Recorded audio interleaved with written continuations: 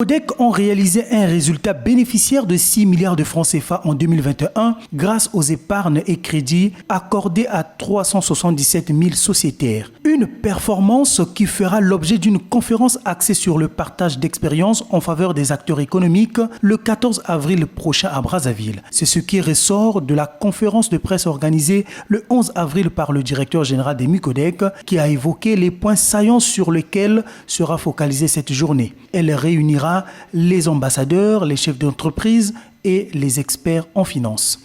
Nous allons organiser donc le jeudi prochain à Radisson une journée pour partager les performances 2021 des Micodec. Question pour les Micodec d'échanger avec les autres du secteur sur les constats, les difficultés relevées pendant la crise et les différentes orientations qui ont réussi, question de rendre les établissements plus résilients. Pour ce faire, nous avons donc le programme de la journée Micodec sur la performance exceptionnelle 2021 jeudi à Radisson, où il y aura une présentation sur la performance globale des Micodec, 2 panels d'échanges et de discussions sur des thèmes précis avec les professionnels de la place. Nous aurons un panel avec 3 sous-thèmes: la performance dans les entreprises congolaises, l'importance de la performance globale dans une banque, la gestion des performances dans le secteur bancaire. Le deuxième panel va parler des perspectives bancaires au Congo, comment réussir la performance économique et la performance sociale dans une banque, les fondamentaux d'une stratégie pour une performance bancaire. Notre vision pour les 3 ans à venir, bien sûr calquée sur le plan à moyen terme 2022-2024, c'est défini sur 3 axes. Le premier axe, c'est consolider le réseau pour mieux fidéliser les sociétaires.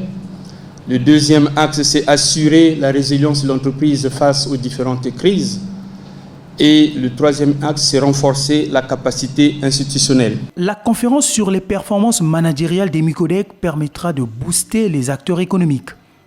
C'est réveiller l'essence des différents participants, participants et des chefs d'entreprise pour partager, mais aussi une façon de s'encourager et de se dire tout est possible.